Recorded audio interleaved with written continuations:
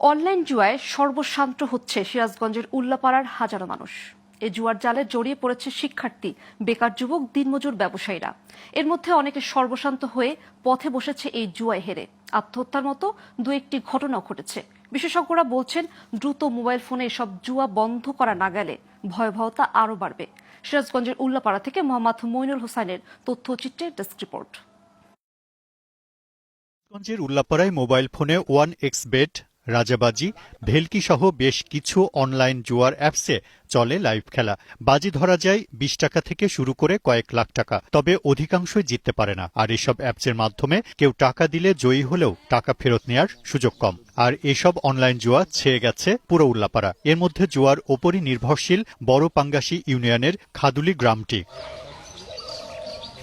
এই গ্রামের বাজার, দোকান সহ বিভিন্ন মোড়ে বসে জুয়ার আড্ডা। গড়ে প্রতিটি ঘরে 2 জন করে জুয়ায় আসক্ত হয়ে পড়েছে। কয়েকজন সর্বশান্ত হয়ে আত্মহত্যাও করে বলে দাবি স্থানীয়দের। এমন একটা লোক নাই প্রতি বাড়িতে 1-2 জন খেলে না। অনলাইন জুয়াটা